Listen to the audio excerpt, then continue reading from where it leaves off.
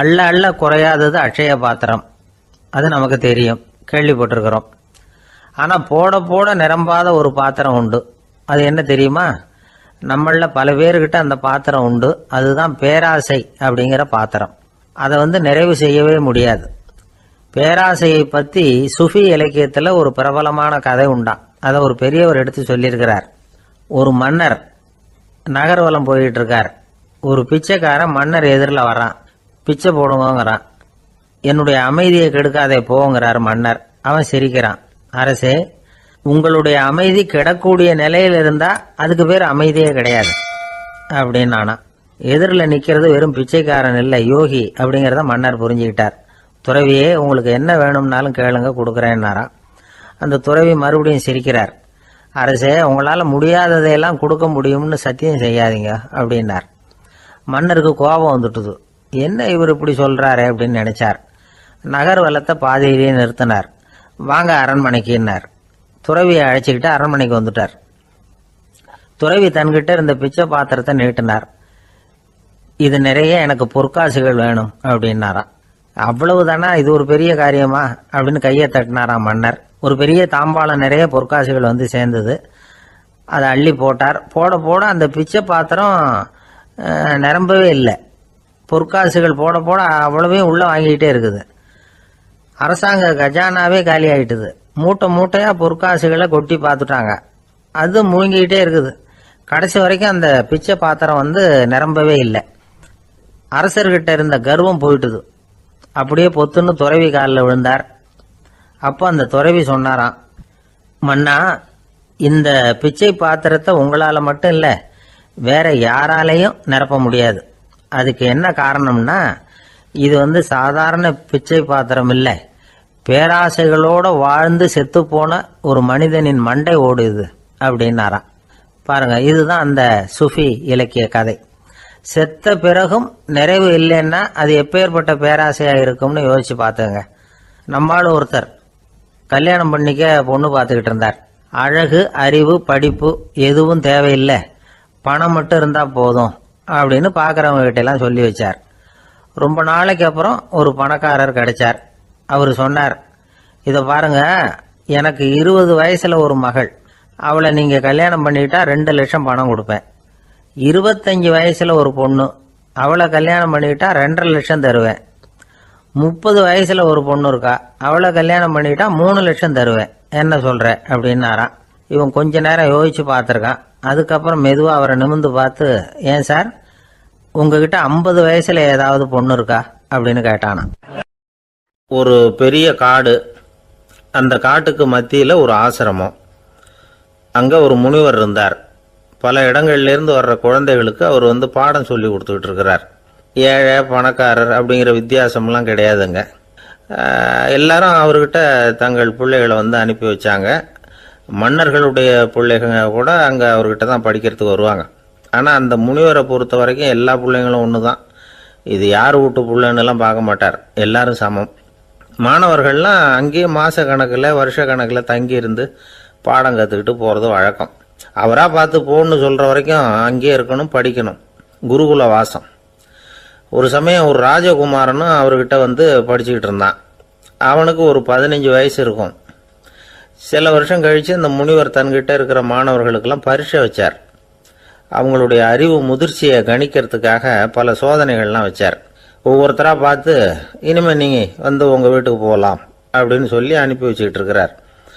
எல்லாரும் போயிட்டாங்க. கடைசியாக மிஞ்சி இருந்தது ஒரே ஒரு மாணவன். அவனை மட்டும் வீட்டுக்கு அனுப்பல. யார் அந்த பையன் தெரியுமா? அவன்தான் அந்த ராஜகுமாரன். ராஜகுமாரனுடைய தந்தைக்கு, அதுதான் அந்த ராஜாவுக்கு, அங்கே வயசு ஏறிக்கிட்டே போகுது. என்ன இது, படிக்க போன பையன் இன்னும் திரும்பி வரலையே அப்படின்னு நினைச்சார். வந்துட்டா சீக்கிரமா அவனுக்கு பட்டம் கட்டிவிட்டு நாம விலகிக்கலாமே அப்படின்னு நினைச்சாரு. கல்யாணம் வேற பண்ணி பார்க்கணும் பையனுக்கு. ஆனால் பையன் வர்ற வழியை காணும். ராஜா பார்த்தார். சரி, நேர்லேயே போய் என்னன்னு தெரிஞ்சுட்டு வந்துடுவோம் அப்படின்னு காட்டுக்கு புறப்பட்டார். அங்கே போய் முனிவரை பார்த்தார்.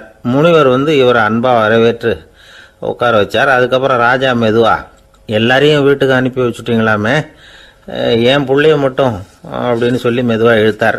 முனிவர் இதுக்கு உடனே பதில் சொல்லலை. ராஜாவை கூப்பிட்டுட்டு போய் விருந்தினர் குடிசையில் தங்க வச்சார். அதுக்கப்புறம் சொன்னார், உங்கள் மகன் எல்லா பாடங்கள்லையும் முதலிடம் வாங்கியிருக்கான். இப்படி முதலாவதாக வர்ற மாணவனுக்கு நாங்கள் இன்னொரு தேர்வு வைக்கிறது வழக்கம். அதுலேயும் அவன் முதலாவதாக வந்துட்டான்னா அவன் ஒரு பெரிய வித்வான் அப்படிங்கிற கௌரவத்தை அடைஞ்சிருவான் அப்படின்னார். அதாவது முனிவர் அப்படி சொல்கிறார். அப்படி சொல்லிவிட்டு போயிட்டார் அவர். ராஜா அங்கேயே தங்கிட்டார். ராத்திரி படுத்து தூங்கினார். காலையில் எழுந்திரிச்சு அந்த குடிசைக்கு வெளியில் வந்தார் பல்லு விளக்கறதுக்காக. அந்த சமயத்தில் தூரத்தில் ஒருத்தன் ஒரு கையில் கோடாலியை வச்சுக்கிட்டு தலையில் ஒரு பெரிய விறகு கட்டை சுமந்துக்கிட்டு வந்துக்கிட்டு இருக்கிறது மாதிரி தெரிஞ்சுது. யாராவது விறகு வெட்டியாக இருக்கும் அப்படின்னு நினைச்சார் ராஜா. கிட்ட வந்ததும் உத்து பார்க்குறாரு. பார்த்தா அது தன்னோட புள்ள. திகைச்சு போயிட்டார். என்ன இது, ஒரு ராஜகுமாரனை கூட இது மாதிரி வேலையெல்லாம் செய்ய சொல்கிறாங்களே அப்படின்னு நினைச்சார். ராஜகுமாரன் விறகு கட்டை கொண்டுகிட்டு போய் கொல்லை பக்கம் வச்சான். அந்த சமயம் முனிவர் அங்கே வந்தார். என்ன மகனே, விறகு வெட்டிட்டு வந்துட்டியா? சரி, இப்போ ஒரு துடைப்பத்தை எடுத்துக்கோ, விருந்தினர் குடிசையின் வாசல் பக்கத்தை கூட்டி பெருக்கி சுத்தம் பண்ணு போ அப்படின்னார். அப்படியே செய்கிறேன் குருவே அப்படின்னு சொல்லிவிட்டு போனான். சுத்தம் பண்ண ஆரம்பிச்சிட்டான். ராஜா பார்த்தார் இதை. உடனே ஓடியாந்தார். மகனே, என்ன காரியம் பண்ணுற? துடைப்பத்தை கீழே போடுனார். இப்போ அந்த ராஜகுமாரன் சொல்கிறான், தந்தையே, இது என்னுடைய குருதேவரோட உத்தரவு. இங்கே நான் ஒரு மாணவன். இங்கே அரசனும் ஒன்று தான், ஆண்டியும் ஒன்று தான். குருதேவர் சொல்கிறத மறுக்காமல் செய்கிறது தான் எங்கள் கடமை அப்படின்னா. இந்த சமயம் முனிவர் அங்கே வந்தார். இவனை முதுகில் தட்டி கொடுத்தார். அப்புறம் ராஜா கிட்ட சொன்னார், அரசே, உங்கள் புள்ள எங்கள் கடைசி தேர்வுலையும் வெற்றி பெற்றுட்டான். பணிவு தான் மாணவர்களின் மிக உயர்ந்த குணம். குருநாதர் சொல்றது மனசுக்கு பிடிக்கலன்னா கூட மறுக்காம செய்யணும். அப்படி செய்யறதுனால எதை செய்யலாம் எதை செய்யக்கூடாது அப்படிங்கிற விவேகம் அவங்களுக்கு வந்துடும். செய்யக்கூடாதத கூட பெரியவங்க சொல்லிவிட்டா செஞ்சுதான் ஆகணும் அப்படிங்கிற பணிவு அவங்களுக்கு வந்துடும். இந்த குணம் வந்துட்டுதுன்னா அவங்க எத்தனை கடினமான வேலையா இருந்தா கூட ரொம்ப சுலபமா செஞ்சு முடிச்சிருவாங்க. தூக்கத்திலேயும் அப்புறம் துக்கத்திலேயும் தோண்டு போட மாட்டாங்க. இந்த பணிவும் விவேகமும் அவங்க கிட்ட மன உறுதியை ஏற்படுத்தும். அந்த உறுதி உங்க பையனுக்கு வந்தாச்சு. இனிமே அவனை நீங்க அழைச்சிட்டு போகலாம். அவன் நிச்சயமா பேரும் புகழும் பெறுவான் அப்படின்னாரு. ராஜா அவரை பார்த்து, குருதேவா, புரிஞ்சுக்கிட்டேன், என்னை மன்னிக்கணும் அப்படின்னாரு. அதுக்கப்புறம் மகனை அழைச்சிக்கிட்டு நாட்டுக்கு திரும்பி வந்துட்டார். இந்த கதையை இன்று ஒரு தகவலில் சொல்லுங்க சார், உங்கள் நிகழ்ச்சியில் சொல்லுங்க சார் அப்படின்னு சொல்லி மாணவர்கள் கேட்டால் பணிவாக இருக்கிறது எப்படி அப்படிங்கிறத புரிஞ்சுக்குவாங்க அப்படின்னு சொன்னார் ஒருத்தர். சரி சொல்லுவோம், அதுக்கு முன்னாடி நேர்லேயே ஒரு பையன்கிட்ட சொல்லி பார்க்கலாமே அப்படின்னு தோணுச்சு. உடனே ஒரு பையனை கூப்பிட்டோம். ஏன்பா, உங்கள் வாத்தியார் உனக்கு இது மாதிரி ஒரு பரீட்சை வச்சா என்ன பண்ணுவேன் அப்படின்னு கேட்டோம். நானும் அப்படி தான் சார் நடந்துக்குவேன். விறகு வெட்டுவேன், தொடப்பத்தினால கூட்டி சுத்தம் பண்ணுவேன், உடனே செஞ்சு முடிச்சிருவேன் சார் அப்படின்னா. பலே பரவாயில்லையே அப்படின்னோம். ஆமாம் சார், அப்படி செஞ்சால் தானே வீட்டுக்கு அனுப்புவார், இல்லைன்னா இன்னொரு வருஷம் இங்கேயே இருந்து படின்னு சொல்லி விடுவாரு, அதனால் அப்படி செய்வேன் அப்படிங்கிறான் அந்த பையன். ஒரு அரசனும் அமைச்சரும் ஒரு நாள் ரொம்ப சாவகாசமாக பேசிக்கிட்டு இருந்தாங்களாம். அரசன் அமைச்சரை பார்த்து ஒரு கேள்வி கேட்டிருக்கார். ஏங்க அமைச்சரே, ஆசை இல்லாத ஒரு மனுஷனால இருக்க முடியுமா அப்படின்னு. ஏன் முடியாது, துறவி அப்படிங்கிறவங்கெல்லாம் அப்படிப்பட்டவங்க தானே அப்படின்னாராம் அமைச்சர். அவங்கெல்லாம் உண்மையிலேயே ஆசையை விட்டவங்க தானா அப்படின்னு கேட்டாராம் ராஜா. அப்படிதான் இருக்கணும் அப்படின்னாராம் அமைச்சர். அப்படின்னா ஆசையே இல்லாத ஒரு உண்மையான துறவியை நான் பார்க்கணுமேன்னார். அது என்ன பிரமாதம், அதுக்கு நான் ஏற்பாடு பண்ணுறேன் அப்படின்னு விட்டார் இவர். சொல்லிவிட்டு உடனே புறப்பட்டு போனார். அங்கே எங்கே தேடினார். அப்புறம் தான் அவருக்கு புரிஞ்சுது உண்மை துறவியை கண்டுபிடிக்கிறது எவ்வளவு கஷ்டமான காரியம்னு. இருந்தாலும் ராஜா கிட்ட சொல்லியாச்சே உண்மை துறவியை காட்டுறேன்னு. இப்போ என்ன பண்ணுறது, ராஜா கிட்ட சொன்னபடி நடக்கலைன்னா அவருக்கு கோபம் வந்துடும். அமைச்சர் ஒரு யோசனை பண்ணார். அவருக்கு ஒரு வழி தெரிஞ்சுது. அதுதான் சரின்னு முடிவு பண்ணார். அதாவது அந்த ஊரில் அவருக்கு தெரிஞ்ச நாடக நடிகர் ஒருத்தர் இருக்கிறார், நல்லா நடிப்பார். அவரை போய் பார்த்தார். இதை பாருப்பா, எனக்காக நீ ஒரு காரியம் செய்யணும்னார். என்னன்னு கேட்டார் அவர். நீ ஒரு துறவி மாதிரி கொஞ்ச நேரத்துக்கு நடிக்கணும். ராஜா உன்னை பார்த்துட்டு போகிற வரைக்கும் நடி, அது போதும். அதுக்காக உனக்கு 10,000 ரூபா தரேன் அப்படின்னார். அவர் எந்த காலத்தில் இவ்வளவு பணத்தை மொத்தமாக பார்த்துருக்கார். அதனால் உடனே சரின்னு ஒத்துக்கிட்டார். அமைச்சர் வந்து அரண்மனைக்கு திரும்பி வந்தார். என்ன அமைச்சரே, இன்னுமா ஒரு உண்மையான துறவி கிடைக்கலன்னார். உண்மையான துறவி ஒருத்தரை இப்போதான் கொஞ்ச நேரத்துக்கு முன்னாடி பார்த்து பேசிவிட்டு வர்றேன். அவர் நம்ம ஊருக்கு வெளியில் குளத்தங்கரையில் உள்ள ஒரு ஆலமரத்துக்கு அடியில் உட்காந்துருக்கிறார் அப்படின்னார் இவர். அப்படின்னா உடனே புறப்படுங்க அப்படின்னார் ராஜா. பரிவாரங்களோடு புறப்பட்டார். அங்கே அந்த மரத்தடியில் அந்த ஆள் வேஷம் போட்டுக்கிட்டு துறவி மாதிரி உட்காந்துருக்கிறான். ராஜா நேராக போனார். அந்த துறவி காலில் பொத்துன்னு விழுந்து வணங்கினார். உடனே ராணி அவர் காலில் விழுந்தாங்க. அடுத்தபடியாக அமைச்சர் விழுந்தார். அவருக்கு தெரியும் இது நம்ம ஆள் தான்னு. இருந்தாலும் என்ன பண்ணுறது, நேரம். அப்புறம் பரிவாரங்கள்லாம் துறவி காலில் விழுந்து ஆசீர்வாதம் வாங்கிட்டாங்க. ராஜா அப்புறமா தங்கத்தட்டில் பொண்ணையும் பொருளையும் வச்சு அந்த துறவிகிட்ட ரொம்ப பணிவாக நீட்டுறார். தாங்கள் தயவு பண்ணி இதை ஏற்றுக்கணும் அப்படின்னு வேண்டிக்கிட்டார். அந்த துறவி பற்று இல்லாமல் அதை பார்த்தார். எல்லாத்தையும் திறந்துட்ட எனக்கு இதெல்லாம் எதுக்காக அப்படின்னு சொல்லி அதை மறுத்துட்டாராம். ஆஹா, உண்மையான துறவியை பார்த்துட்டோம் அப்படிங்கிற ஆனந்தம் அரசருக்கு. ரொம்ப நிம்மதியாக திருப்தியாக திரும்பி வந்தார் அரண்மனைக்கு. அதுக்கப்புறம் அமைச்சர் யாருக்கும் தெரியாமல் அந்த துறவிகிட்ட ஓடினார். சொன்ன பிரகாரம் பணத்தை நீட்டினார். இந்தப்பா, நான் உங்ககிட்ட சொன்னபடி 10,000 ரூபா பணம் எடுத்துக்கோ அப்படின்னார். அந்த ஆள் ராஜா கிட்ட சொன்னது மாதிரியே எல்லாத்தையும் திறந்துட்டோம் எனக்கு இதெல்லாம் எதுக்காக வேணாம் அப்படின்னு விட்டாராம். நடித்த வரைக்கும் போதும்ப்பா, இனிமேல் இந்த நாடக வசனம்லாம் வேணாம், வேஷத்தை கலைச்சிரு, பணத்தை வாங்கிக்கோன்னார். இல்லைங்க, இது வேஷம் இல்லை, இது வசனமும் இல்லை, இது உண்மை. கொஞ்ச நேரம் துறவி மாதிரி நடித்ததுக்கே இந்த தேசத்து ராஜா ராணி அமைச்சர் பரிவாரங்கள் எல்லாம் என் காலில் விழுந்து வணங்குறாங்க. அப்படின்னா உண்மையான துறவியாக இருக்கிறது எவ்வளவு பெருமையான விஷயம். நான் உண்மையான துறவியாக ஆக போகிறேன், அப்படி முடிவும் பண்ணிட்டேன் அப்படின்னார் அந்த நடிகர். வேஷம் கூட எப்படிப்பட்ட விளைவுகளை உண்டு பண்ணுது பார்த்தீங்களா. நம்மால் ஒருத்தன் ரொம்ப வசதியாக தான் இருந்தான். ஒரு நாள் அவன் சொத்து பூரா திருட்டு போட்டுது. அதுக்கப்புறம் இவன் துறவி மாதிரி ஆயிட்டான். ஊர் ஊராக சுற்றினான். ஒரு குருநாதரை தேடி கண்டுபிடிச்சான். அவர்கிட்ட சீடனாக சேர்ந்துக்கிட்டான். அவனை பார்த்து ஒருத்தர் கேட்டார், நீ உண்மையான சீடன் தானான்னு. இல்லைங்க, சீடன் மாதிரி நடிச்சுக்கிட்டு இருக்கிறேன் அப்படின்னா. அது குரு துரோகம் இல்லையா அப்படின்னு கேட்டார் அவர். இல்லைங்க, நான் பண்ணது குரு துரோகம் இல்லை, என் குரு பண்ணது தான் துரோகம். என்னுடைய பணத்தை கொள்ளையடிச்சது இவர் தான். அதை எங்கே வச்சிருக்காருன்னு கண்டுபிடிக்கிறதுக்காக தான் இவர்கிட்ட வந்து சீடனாக சேர்ந்துருக்கிறேன் அப்படின்னானா. ஒரு ஊரில் ஒரு ஞானி இருக்கிறார். ரொம்ப பெரிய ஞானி. ரொம்ப வயசாயிட்டுது. கடைசி காலத்தில் அவர்கிட்ட சில பேர் வந்தாங்க. உங்கள் குரு யார் அப்படின்னு கேட்டாங்க. அவர் நிமிர்ந்து பார்த்தார். எனக்கு ஆயிரக்கணக்கான குருமார்கள் உண்டு. அவங்க பேரெல்லாம் சொல்லணும்னா இந்த காலம் பத்தாது.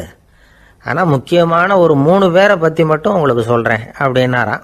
அப்புறம் சொன்னார், அந்த 3 பேரில் ஒருத்தன் ஒரு திருடன். ஒரு சமயம் ஒரு பாலைவனம் வழியாக நான் போய்கிட்டு இருந்தேன். அப்போது வழி தவறி போய் ஒரு கிராமத்துக்கு போயிட்டேன். அது இருட்டு நேரம், நடு ராத்திரி, ஊரே உறங்கி போச்சு. அந்த நேரத்தில் ஒரு ஆள் மட்டும் ஒரு வீட்டு சுவத்தில் ஏதோ பண்ணி உள்ளே நுழையிறதுக்கு முயற்சி பண்ணிகிட்டு இருக்கிறான். அவங்கிட்ட போய் நான் இன்னைக்கு இங்கே எங்கே தங்க முடியும் அப்படின்னு கேட்டேன். அதுக்கு அவன், இந்த ராத்திரி வேளையில் அது ரொம்ப சிரமம், ஒரு திருடனோட உங்களால் தங்க முடியும்னா நீங்கள் என்னோட தங்கலாம் அப்படின்னா. நான் அவங்க கூட 1 மாதம் தங்கியிருந்தேன். ஒவ்வொரு நாள் ராத்திரியும் இப்போ நான் என்னுடைய வேலைக்கு போகிறேன், நீங்கள் ஓய்வு எடுத்துக்கோங்க அப்படின்னு சொல்லிவிட்டு போவான். அவன் திரும்பி வந்த உடனே உனக்கு ஏதாவது கிடைச்சிதான்னு நான் கேட்பேன். அதுக்கு அவன், இன்னைக்கு ராத்திரி ஒன்றும் இல்லை, நாளைக்கு மறுபடியும் முயற்சி பண்ணுவேன் அப்படின்பா. எப்பவும் அவன் நம்பிக்கை இழந்ததே கிடையாது. எப்பவும் சந்தோஷமாகவே இருப்பான். நானும் ரொம்ப காலமாக தியானம் பண்ணிக்கிட்டே இருந்தேன். ஒன்றுமே நடக்கலை. ஆனால் நான் என்ன பண்ணேன் தெரியுமா, மனசு வருத்தப்படும், நம்பிக்கை இழந்துருவேன். அப்போல்லாம் அந்த திருடனுடைய விடாமுயற்சி தான் ஞாபகத்துக்கு வரும்.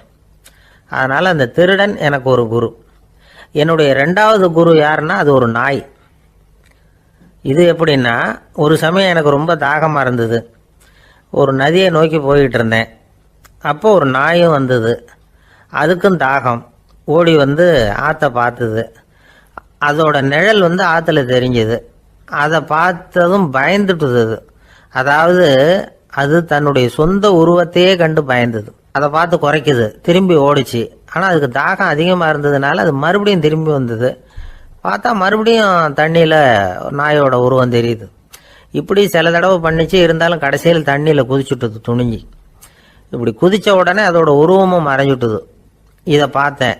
நான் என்ன புரிஞ்சுக்கிட்டேன்னா, எவ்வளவுதான் பயம் இருந்தா கூட ஒருத்தன் தைரியமா காரியத்தில் இறங்கணும் அப்படிங்கிறத புரிஞ்சுக்கிட்டேன். இந்த போதனை அந்த நாய்கிட்ட இருந்து எனக்கு கிடைச்சிது. இது ஒன்று. அடுத்தது என்னுடைய மூன்றாவது குரு யாருன்னா அது ஒரு சின்ன குழந்தை. நான் ஒரு சமயம் ஒரு நகரத்துக்கு போனேன். அங்கே ஒரு குழந்தை எரிகிற மெழுகுவத்தி ஒன்று எடுத்துக்கிட்டு வந்தது. நான் அந்த குழந்தைய பார்த்து வேடிக்கையாக கேட்டேன், ஏன் பாப்பா இந்த மெழுகுவத்தியை நீயாவே கொளுத்துனியா அப்படின்னு கேட்டேன். ஆமான்னுது அந்த குழந்தை. சரி, இந்த மெழுகுவத்தி முன்னாடி எரியாமல் இருந்தது, இப்போ எரியுது. இந்த மெழுகுவத்திக்கு வெளிச்சம் எங்கேருந்து வந்தது, அதை எனக்கு காட்ட முடியுமா அப்படின்னு கேட்டேன் அந்த குழந்தைகிட்ட. இதுக்கு அந்த குழந்தை சிரிச்சுக்கிட்டு அந்த மெழுகுவத்தியை ஊதி அணைச்சுட்டுது. அதுக்கப்புறம் என்னை பார்த்து கேட்டுது, இப்போ இந்த மெழுகுவத்தியின் வெளிச்சம் போனதை பார்த்தீங்க இல்லையா, அது எங்கே போச்சுன்னு எனக்கு சொல்லுங்க அப்படின்னுது. அந்த குழந்தை இப்படி கேட்டதும் என்கிட்ட இருந்த ஆணவம் அழிஞ்சுட்டுது. நான் படித்ததெல்லாம் அந்த வினாடியில் சுக்கு நூறாக போயிட்டுது. என்னுடைய முட்டாள்தனத்தை நான் உணர்ந்தேன் அப்படின்னு இவ்வளவும் அந்த ஞானி விவரமாக சொன்னாராம். அதனால் நாம் இன்னார்கிட்ட இருந்து தான் இதை கற்றுக்கணுங்கிறது இல்லை, யாருக்கிட்டே இருந்தும் எதையும் கற்றுக்கலாம். நம்மால் ஒருத்தன் ஒரு நாய் வளர்த்துக்கிட்டோம்னா அந்த நாய்க்கு வால் கிடையாது, யாரோ ஏற்கனவே வெட்டி எடுத்துட்டாங்க. இந்த நாய் தான் சார் எனக்கு குரு, அதுகிட்டே இருந்து கூட நான் பாடம் கற்றுக்கிட்டு இருக்கிறேன் அப்படின்னா, அப்படி என்ன கற்றுக்கிட்டேன் இந்த வால் இல்லாத நாய்கிட்டே இருந்து அப்படின்னு கேட்டோம். நாம் யாருக்கிட்டையும் வாலாட்டக்கூடாது அப்படிங்கிற பாடத்தை அதுகிட்டே இருந்து தான் நான் கற்றுக்கிட்டேன் அப்படின்னா. ஒரு நாள் காலை நேரம் ஒரு குரு படுக்கையை விட்டு எழுந்திருக்கிறார்.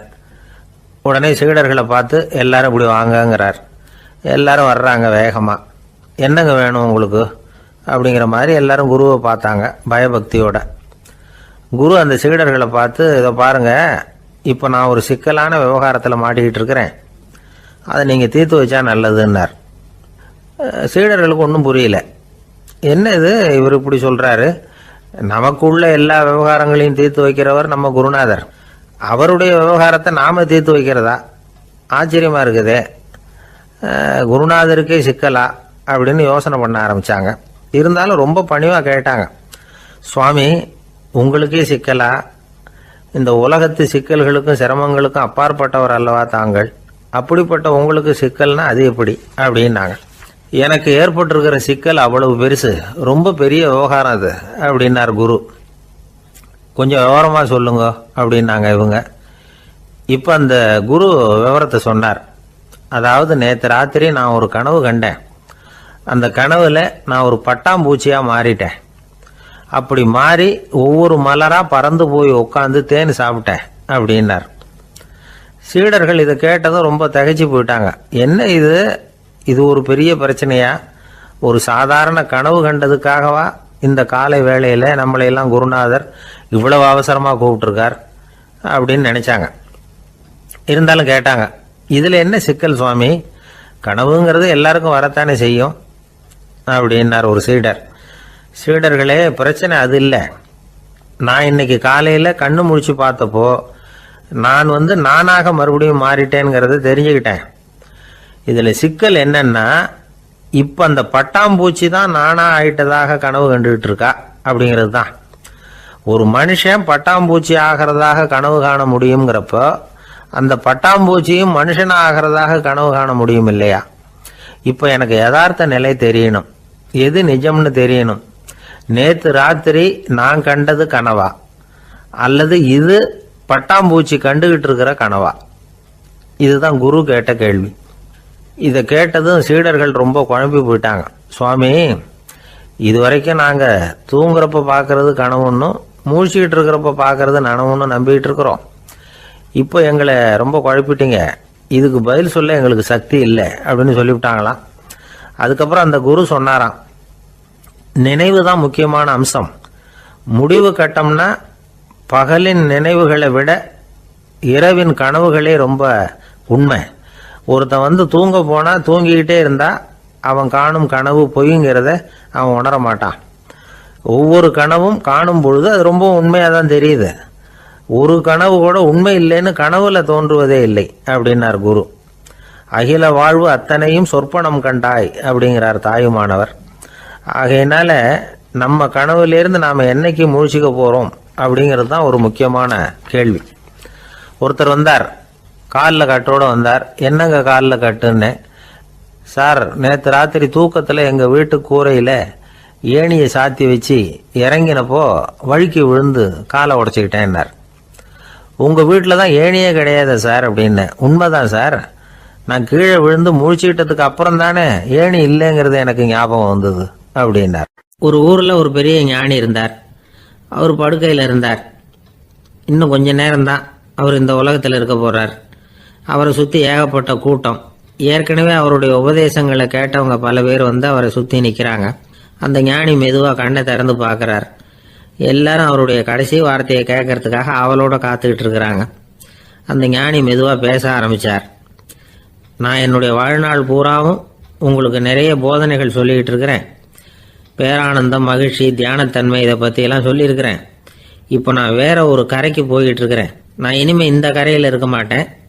நீங்கள் நான் சொன்னதையெல்லாம் கேட்டீங்க, ஆனால் எதையும் நீங்கள் வந்து நடைமுறைப்படுத்தி பார்க்கல. எல்லாம் கேட்டதோடு சரி, அதோடு விட்டுவிட்டீங்க. அப்புறம் அதை தள்ளி போட்டுக்கிட்டே வந்துட்டீங்க. மேலும் அதை தள்ளி போடுறதுல எந்த பிரயோஜனமும் கிடையாது. இப்போ நான் போய்கிட்டு இருக்கிறேன். உங்களில் யாராவது என்னோட வர்றதுக்கு தயாரா அப்படின்னு கேட்டார். அவ்வளவுதான், யாரும் வாயை திறக்கல. ஒரே மௌனம், சத்தமே இல்லை.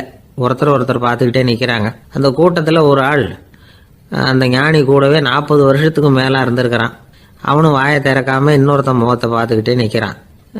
இந்த சமயத்தில் பின்னாடி நின்றுட்டு இருந்த ஒருத்தன் கையை தூக்கினான். ஞானி அவனை பார்த்தார். சரி, ஒருத்தனுக்காவது நம்மோட வர்றதுக்கு தைரியம் இருக்குது அப்படின்னு நினைச்சார். ஆனால் அந்த ஆள் என்ன சொன்னான் தெரியுமா?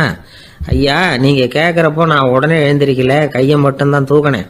என்ன காரணம்னா, நான் எப்படி அடுத்த கரைக்கு வந்து சேர்றதுங்கிறது தெரிஞ்சுக்கிறதுக்காக தான். அந்த விவரத்தை மட்டும் இப்போ உங்ககிட்ட இருந்து நான் தெரிஞ்சுக்க ஆசைப்படுறேன். ஏன்னா இப்போ நான் உங்கள் கூட வர்றதுக்கு தயாராக இல்லை. எவ்வளவோ காரியங்களை நான் இன்னும் இங்கே முடிக்க வேண்டியிருக்குது. வீட்டுக்கு ஒரு விருந்தினர் வந்திருக்கிறார். என்னுடைய இளைய மகனுக்கு கல்யாணம் பண்ணி வைக்கணும். அதனால் இன்னைக்கு உங்கள் கூட வர முடியாது. அது மட்டும் இல்லை, இப்போ உங்கள் கூட அடுத்த கரைக்கு வந்தால் திரும்பி வர முடியாதுன்னு வேற சொல்கிறீங்க. அதனால் இப்போ நான் வரல. இன்னொரு நாள் நிச்சயமாக நான் வர்றேங்க, வந்து உங்களை சந்திக்கிறேன். அதனால் இப்போ நீங்கள் இன்னொரு தடவை எங்களுக்கு விளக்கமாக சொல்லணும். ஏற்கனவே பல தடவை சொல்லியிருக்கிறீங்க. தயவு பண்ணி இப்போ ஒரு தடவை சொன்னீங்கன்னா சௌகரியமாக இருக்கும். அந்த அடுத்த கரையை அடையிறது எப்படி? இப்போ ஒரு தடவை அதை விளக்கமாக சொல்லிட்டீங்கன்னா நல்லா ஞாபகப்படுத்திக்குவேன். அது சரியான சமயம் வர்றப்போ இது எனக்கு உதவியாக இருக்கும் அப்படின்னு நானா. ஆனால் உண்மை என்ன தெரியுமா? அந்த சரியான சமயம் வரவே இல்லை அப்படிங்கிறது தான் உண்மை.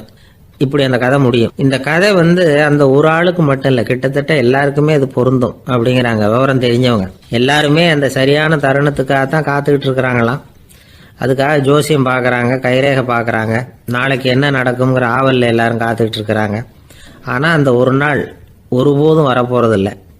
நீங்கள் தள்ளி போடுறதுக்காக பல அர்த்தமில்லாத காரணங்களை தேடுறீங்க அப்படிங்கிறார் ஒரு ஞானி.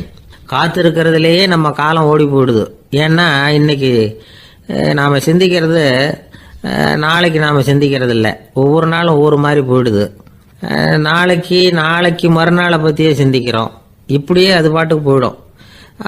கரையை தொட்டு பார்க்குறது எப்போ? இதுதான் கேள்வி. நமக்கு வேண்டியப்பட்ட ஒருத்தர் ஒரு ரயில்வே பிளாட்ஃபாரத்தில் நின்றுட்டு இருக்கிறார். அங்கே இருக்கிறவங்க கிட்ட கேட்குறாராம், விசாரிக்கிறார். ஏங்க கிழக்க போகிற ரயில் போயிட்டுதுங்களான்னாராம். போயிட்டுதுன்னு இருக்கிறாங்க. கொஞ்ச நேரம் கழிச்சு ஏங்க மேற்க போகிற ரயில் போயிட்டுதுங்களான்னு கேட்டிருக்காரு. போயிட்டுதுங்களான் இருக்காங்க. அப்புறம் கொஞ்ச நேரம் கழிச்சு மறுபடியும் ஏங்க 10:30 மணி வண்டி போயிட்டுதான்னு கேட்டிருக்காரு. தொடர்ந்து காலையிலேருந்து சாயந்தரம் வரைக்கும் இப்படி ஒரே இடத்துல நின்றுட்டு கேட்டுக்கிட்டே இருக்கிறார். இதை பார்த்துக்கிட்டு இருந்த ஒருத்தர் அவர்கிட்ட வந்து, ஏங்க நீங்கள் எங்கே போகணும் அப்படின்னு கேட்டாராம். இவர் மெதுவாக சொன்னாராம், இந்த ரயில்வே லைனை தாண்டி அந்த பக்கம் போகணும் அப்படின்னாராம். பக்தின்னு சொல்கிறோம் இல்லையா, அது வந்து 3 வகைப்படும் அப்படிங்கிறார் ஒரு பெரியவர். அது என்ன 3 வகைன்னா, தெய்வ பக்தி, அடியார்கள் பக்தி, குரு பக்தி. அடியார் பக்தியை விட தெய்வ பக்தியை விட குரு பக்தி தான் ரொம்பவும் சிறந்ததுங்கிறார் அவர். தெய்வத்துக்கிட்ட செஞ்ச பாவம் குருநாதர்கிட்ட தீர்ந்துருமா. குருநாதர்கிட்ட செஞ்ச பாவம் தெய்வத்துக்கிட்ட போனாலும் தீராதான். இப்படி பெரியவங்களாம் சொல்லி வச்சிருக்கிறாங்க. ஒரு காடு, அங்கே அயோத தௌமியர் அப்படின்னு ஒரு தபோதனர். அவர் பல மாணவர்களை ஒன்றா சேர்த்து ஒரு குருகுலம் நடத்திக்கிட்டு இருக்கிறார். பல தரப்பட்டவங்க பல திறப்பட்டவங்க மாணவர்கள் அதில் சேர்ந்து படிச்சுக்கிட்டு இருக்கிறாங்க. பாஞ்சால ராஜகுமாரன் ஒருத்தனும் அந்த குருகுலத்தில் சேர்ந்து படிச்சுக்கிட்டு இருக்கிறான். அவன் பேர் ஆருணி. பெரிய இடத்து புள்ள இருந்தாலும் படுப்பில் ரொம்ப கெட்டிக்காரனாக இருந்தான். அவன் தான் அங்கே முதல் மாணவன். ஒரு நாள் குருநாதர் அந்த அரசகுமாரனை கூப்பிட்டார். நம்ம குருகுலத்துக்கு சொந்தமான வயலில் தண்ணீர் பெருகி வெள்ளம் வந்து பயிரை வந்து அழிக்குதான், அதனால் நீ போய் மடையை அடைச்சிட்டு வந்துரு அப்படின்னார். அந்த அரசகுமாரன் உடனே புறப்பட்டான். குருநாதர் சொல்லிட்டார்ல, உடனே புறப்பட்டான். நான் பெரிய இடத்து பிள்ளையாச்சே, ராஜகுமாரனாச்சே, ரொம்ப செல்வாக்கூட வளர்ந்தவனாச்சே, நான் போய் வயலில் இறங்கி வேலை செய்கிறதா அப்படின்னுலாம் அவன் நினைக்கல. குருநாதர் கட்டளையை நிறைவேற்ற வேண்டியது நம்ம கடமை அப்படின்னு நினச்சான். உடனே ஒரு மண்வெட்டியை தூக்கி தோளில் வச்சுக்கிட்டு புறப்பட்டு போயிட்டான். வயலுக்கு போனான். பார்த்தான், தண்ணி கரையை உடச்சிக்கிட்டு வயலுக்குள்ளே ஏகமாக பாஞ்சிக்கிட்டு இருக்குது. இவன் மண்வெட்டியால் களிமண்ணை புல்லோடு சேர்த்து புல் பத்த மாதிரி வெட்டி வெட்டி போட்டான். இருந்தாலும் மடையை அடைக்க முடியல. தண்ணி அதை மீறி வந்துக்கிட்டே இருக்குது. தண்ணி வந்து வேகமாக வயலுக்குள்ளே போய்கிட்டே இருக்குது. போடுற பத்தையெல்லாம் கரைஞ்சி கரைஞ்சி போயிட்டுருக்கு. இருந்தாலும் இவன் தன்னுடைய முயற்சியை கைவிடலை. வெட்டி வெட்டி போட்டுக்கிட்டே இருக்கிறான். காலையில் அங்கே போனவன் சாயந்தரம் வரைக்கும் இப்படி செஞ்சுக்கிட்டு இருக்கிறான். உடம்பும் மனசும் ரொம்பவும் சோர்ந்து போச்சு. இருந்தாலும் குருநாதர் இட்ட கட்டளையை நிறைவேற்றாமல் இருக்கிறோமேங்கிற ஒரு குறை அவனுக்கு இருக்குது. குரு கட்டளையை நிறைவேற்றாத நான் வந்து இன்னமும் இருக்கணுமா அப்படின்னு யோசனை பண்ண ஆரம்பிச்சிட்டான். என்ன செய்யலாம்னு பார்த்தான். நம்ம குருநாதர் இட்ட பணிக்காக இந்த உடம்பையே தியாகம் பண்ணலாம் அப்படின்னு முடிவு பண்ணான். தண்ணி பாயுதில் அதுக்கு குறுக்க விழுந்து அப்படியே மடையை அடைச்சிக்கிட்டு அப்படியே படுத்துட்டான். இது மற்றவங்களுக்கு தெரியாது. அன்னைக்கு ராத்திரி ஒரு விளக்கு முன்னாடி உட்காந்து குருநாதர் பிள்ளைங்களுக்கு பாடம் சொல்லி கொடுத்துக்கிட்டு இருக்கிறார். முதல் வரிசையில் இருக்கக்கூடிய ராஜகுமாரனை காணலை. நம்ம ஆருணி எங்கே போனா அப்படின்னு சொல்லி மற்ற மாணவர்களை விசாரித்தார். இப்போ அவங்க சொன்னாங்க, சுவாமி அவன் காலையில் வயலுக்கு வந்து மடையை அடைக்கிறதுக்காக போனான், நீங்கள் தான் போக சொன்னீங்க, இன்னும் திரும்பி வரல அப்படின்னு அவர் பையன். குருநாதர் உடனே ஒரு தீவெட்டி எடுத்துக்கிட்டு மாணவர்களை அழைச்சிக்கிட்டு வயலுக்கு போனார். அங்கே போய் பார்த்தா ஆளை காணும். ஆருணி ஆருணின்னு சொல்லி சத்தம் போட்டு கூப்பிட்டு பார்க்குறார். நான் இங்கே இருக்கேன் குருநாதா அப்படின்னு காலுக்கு அடியிலேருந்து ஒரு சத்தம் வருது. குனிஞ்சு பார்த்தா அவன் மடையில் படுத்துருக்கிறான். என்னப்பா இதுன்னார். காலையிலேருந்து இந்த மடையை அடைச்சி பார்த்தேன் சுவாமி, முடியல, அதனால் இப்படி குறுக்க படுத்துட்டேன். என்னை தாண்டறதுக்கு பயந்து போய் தண்ணியை தேங்கி நின்றுட்டுது அப்படின்னா. அவனுடைய குரு பக்தியையும் அவனை தாண்டறதுக்கு அஞ்சு நிற்கிற தண்ணி தேக்கத்தையும் பார்த்துட்டு எல்லாரும் ரொம்ப ஆச்சரியப்பட்டு போயிட்டாங்களாம். ஆருணி எழுந்திரிச்சு வா அப்படின்னு கூப்பிட்டாரான் குருநாதர். அவன் தண்ணீரை பொழந்துக்கிட்டு எழுந்திரிச்சு வந்தானான். அதனால அவனுக்கு வந்து உத்தாலகன் அப்படின்னு ஒரு பேர். உத்தாலகன்னா தண்ணீரை பிளந்தவன் அர்த்தம். அந்த உத்தாலகன் மாதிரி இந்த காலத்து மாணவர்களுக்கும் குரு பக்தி வேணும் அப்படின்னு சொன்னோம் ஒரு பள்ளிக்கூடத்தில். உடனே நிறைய மாணவர்கள் எழுந்திரிச்சு நின்னாங்க. சார், நீங்கள் எங்களை வந்து இன்னமும் சரியாக புரிஞ்சுக்கலன்னு நினைக்கிறோம். அன்னைக்காவது ஒருத்தன் அப்படி இருந்தான், இன்னைக்கு ஏகப்பட்ட உத்தாலகர்கள் இருக்கிறோம். எங்கள் வாத்தியார் கட்டளை இட்டா இப்போவே அது மாதிரி வயலுக்கு போய் மடையில் குறுக்கப்படுத்துக்கிறதுக்கு இந்த வகுப்பில் உள்ள அத்தனை பேரும் தயாராக இருக்கிறோம் அப்படின்னாங்க. அப்படியா அப்படின்னு சொல்லி கேட்டோம் ரொம்ப சந்தோஷமாக. ஒருத்தன் ரொம்ப அடக்கமாக எழுந்திரிச்சான். அப்புறம் சொன்னான், ஆமாம் சார், வகுப்பில் வந்து இவர் நடத்துகிற பாடத்தை கேட்டுக்கிட்டு இருக்கிறத விட பேசாமல் போய் மடையில் படுத்துடுறது ஒன்றும் கஷ்டமான காரியமாக இருக்காது, அதனால தான் எல்லாரும் அங்கே போகிறேன்னு சொல்கிறோம் அப்படிங்கிறான். கங்கை கரை தோட்டம் பக்கத்தில் ஒரு ஆசிரமம், அங்கே ஒரு பெரியவர் தங்கி இருக்கிறார். அவர் தான் ராமகிருஷ்ண பரமஹம்சர். அந்த ஆசிரமம் இருந்த இடம் கரக்பூர். வங்காளத்தில் பொதுவாக எல்லாரும் மீன் சாப்பிட்றது உண்டு. கங்கையில் குளிச்சுட்டு கையில் ஒரு மீனோடு வர்றது வழக்கம். இவர் இருக்கிற இடத்துக்கு கங்கையில் படகு வழியாக வரணும். அப்படி தான் எல்லாரும் வருவாங்க. வர்றவங்களை ஒன்று கூட்டி ஆன்மீக விஷயங்களை பற்றி பேசிக்கிட்டு இருப்பார். ஒவ்வொரு நாள் ஒவ்வொருத்தர் நகரத்துக்கு போகணும். வரும்பொழுது மீன் கொண்டுகிட்டு வரணும். அதுக்கு ஒரு அட்டவணையே உண்டு ஆசிரமத்தில். அது பிரகாரம் ஒரு நாள் சுவாமி யோகானந்தர் படகுல போனார். படகை செலுத்தினவங்க ராமகிருஷ்ணரையும் சுவாமி யோகானந்தரையும் மற்றவங்களையும் பித்தர்கள் அப்படின்னு சொல்லி ஏளனமாக பேசினாங்க. அவங்க என்ன பைத்தியம் பிடிச்சவங்க அப்படிங்கிறது மாதிரி. சுவாமி யோகானந்தருக்கு ரொம்ப மென்மையான இதயம். இவங்க இப்படி கண்ணாபின்னான்னு பேசுகிறத பார்த்தா மீனை வாங்கிட்டு திரும்புகிறப்போ என்ன நடக்குமோ அப்படிங்கிற பயம் வேற வந்துட்டுது அவருக்கு. அவ்வளவு மென்மையானவர். இதை தெரிஞ்சுக்கிட்ட ராமகிருஷ்ணர், யோகானந்தா இங்கே வா அப்படின்னு கூப்பிட்டார். இவர் கண்ணீரை தொடச்சிக்கிட்டே கிட்ட போனார். சொன்னார், ஐயா, படகு ஓட்டுறவங்க உங்களை பற்றி மோசமாக பேசுகிறாங்க. என்ன திட்டினா பரவாயில்ல, ஆனால் உங்களை அவங்க திட்டுறாங்க, அதை என்னால் தாங்கிக்க முடியல அப்படின்னார். இதை கேட்டதும் ராமகிருஷ்ணருக்கு கோபம் வந்துட்டு தான். என்னது, உன்னுடைய குருவை பற்றி அவங்க மோசமாக பேசும்பொழுது நீ சும்மா இருந்தியா? வெளியில் போ அப்படின்னு விட்டார். குரு நிந்தனை செய்கிறப்போ அதை கேட்டுக்கிட்டு சும்மா இருக்கலாமா? குரு நிந்தனையை கேட்டால் பாவம் இல்லையா?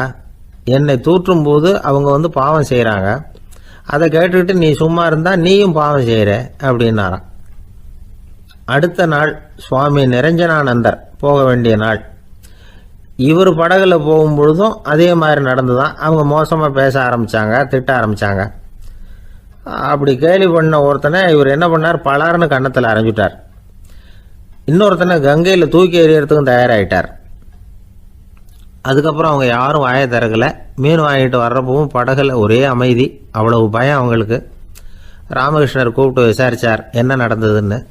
இவர் சொன்னார், அவர் யோகானந்தா போகும்பொழுது என்ன நடந்ததோ அப்படியே தான் இப்பவும் நடந்தது. குரு நிந்தனை செய்கிறத கேட்டுக்கிட்டு நான் சும்மா இருப்பேனா? ஒருத்தனை அப்படியே அரைஞ்சுட்டேன், இன்னொருத்தனை ஆற்றுல தூக்கி போட்டுருவேன்னு பயமுறுத்தினேன், அவ்வளவுதான் அப்படின்னாராம். இப்போவும் ராமகிருஷ்ணருக்கு கோபம் வந்துட்டு தான். என்ன இது, அணியறது காஷாயம், இருக்கிறது ஆசிரமம், உனக்கு இவ்வளவு கோபம் வந்ததுன்னா அப்புறம் என்னத்துக்கு ஆசிரமத்தில் இருக்கணும்?